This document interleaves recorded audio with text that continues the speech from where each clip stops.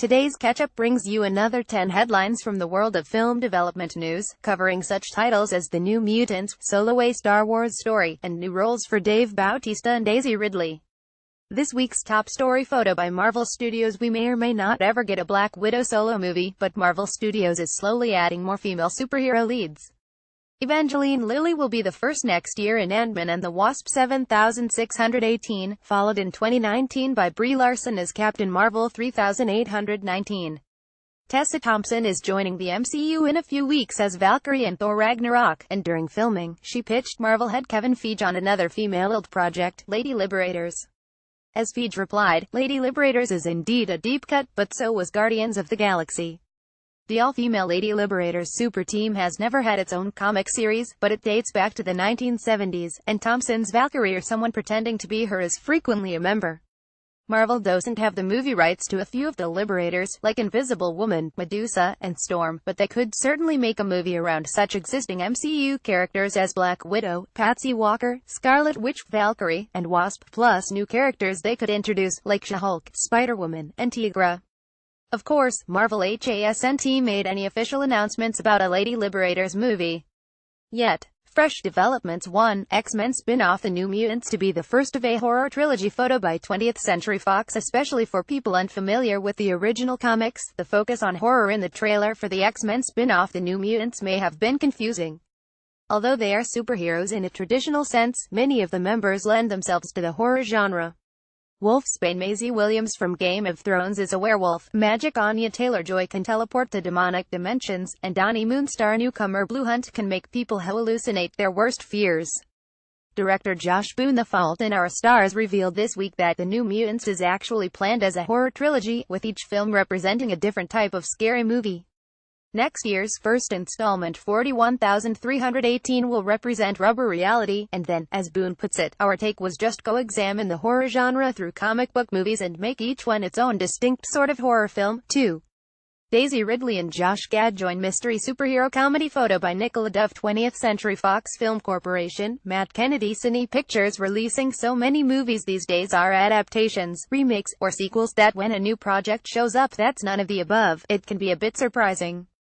This week's example is an untitled comedy from the screenwriting twin brother team of Aaron and Jordan Kendall, who have previously been credited on Disney's Moana. They also wrote Shailene Woodley's upcoming hurricane survival drama Adrift. The Kendalls are now working on a superhero comedy, which started as a story idea from Josh Gad Frozen, who is also producing.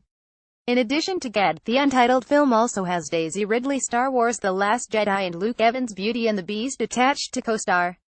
What we don't know, however, is pretty much everything else, including what Josh Gad's comedy concept even is. 3. Dave Bautista and Jamie Foxx to wag their animated Groove Tales. Photo by Dieter Coney, Adam Orcone Everett Collection. 6-time WWE champion Dave Bautista obviously adds a lot of roles: Spectre, Blade Runner 2049, and Marvel's Drax because of his intimidating physical presence. His latest role, however, would ostensibly allow him to sit in a recording booth and eat Carby snacks, because although it's an action comedy, it's also animated. Dave Bautista will voice multiple roles in Groove Tales, about a group of mice who engage in a competitive street dance competition. Jamie Foxx is producing Groove Tales and will also voice the lead character. Animator Cameron Hood, who has worked on several DreamWorks films like The Prince of Egypt, How to Train Your Dragon, and Kung Fu Panda 2, will make his directorial debut with Groove Tales. 4. Christian Bale and Amy Adams are unrecognizable in the Dick Cheney biopic. Photo by Francois Dumas. Columbia Pictures. Ever since we first learned that Christian Bale was going to star in the Dick Cheney biopic, it seemed likely that the British actor would pile on the pounds for the role. Bale has previously gained weight for American Hustle, and conversely, he went near skeletal for 2004's The Machinist. Last month brought confirmation that Bale was indeed going that route to play the former vice president, as this video demonstrates. It wasn't until this week, however, that we finally saw Christian Bale in character as Dick Cheney, and the resemblance is remarkable. You can also see Amy Adams as Lynn Cheney, and she's equally as unrecognizable. There's no release date for director Adam McKay's untitled Dick Cheney biopic yet, but an awards season release in late 2018 seems likely possible. 5.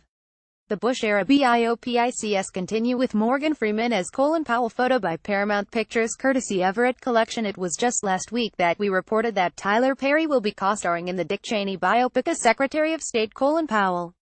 Perhaps coincidentally or not, Morgan Freeman has also signed to star as Colin Powell in a separate independent biopic to be directed by Reginald Hudlin, who is coming right off last week's Marshall, about the young Thurgood Marshall. Powell will be mostly set during the run-up to the Iraq War, and Powell's now infamous case for war to the United Nations Security Council. The evidence he presented was later discredited, and Powell has described the event as a low point in his career. 6/7 screenwriter adapting manga and samurai classic Lone Wolf and Cub. Photo by Toho Company courtesy Everett Collection. Lone Wolf and Cub is the English-language title of an acclaimed manga Japanese comic series, published from 1970 to 1976 in 28 volumes, about a swordsmanship master who is forced to journey with his infant son in tow. Lone Wolf and Cub was adapted as a series of 6 Japanese films, the first 2 of which were cut into a film called Shogun Assassin for U.S. release, and 2 different TV series, but to date, nothing native to the United States.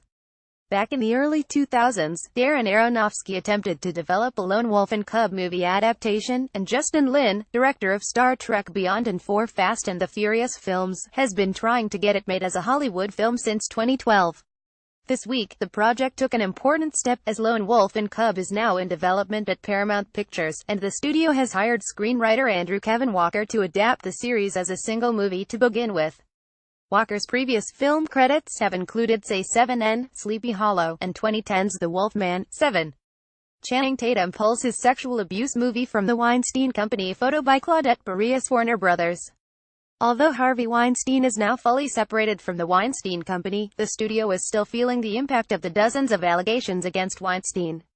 We reported on several projects that were affected last week, but another big one emerged this week.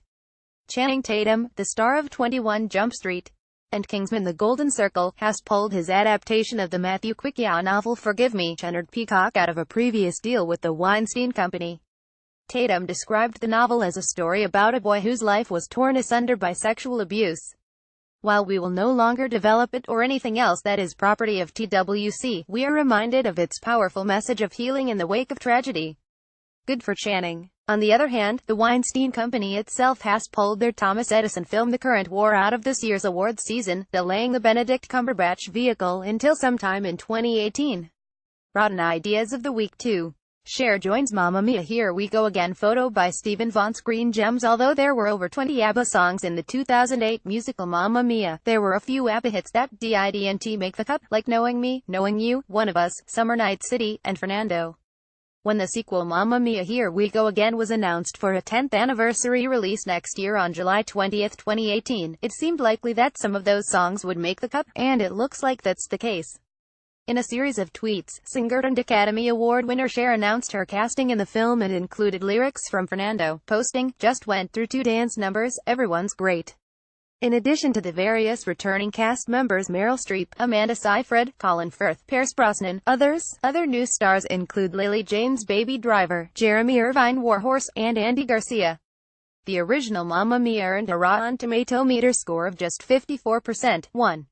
Disney drops the Han for Solo, a Star Wars story. Photo by Ron Howard. Following the model of Rogue One, a Star Wars story, sources have long referred to the upcoming second anthology film as Han Solo, a Star Wars story, which, it turns out, is close but incorrect. Director Ron Howard. Apollo 13, The Da Vinci Code took to Twitter this week to announce that filming had wrapped, and also that the official title will be Solo, a Star Wars story. The online reactions have varied widely, from positive to mocking joking, as many people are pointing out that Solo sounds like a movie about those trademark red plastic cups. Alden Ehrenreich Han Solo, Donald Glover, Lando Calrissian, Emilia Clarke, and Woody Harrelson will be starring in Solo, a Star Wars story when it's released next summer on May 25, 2018.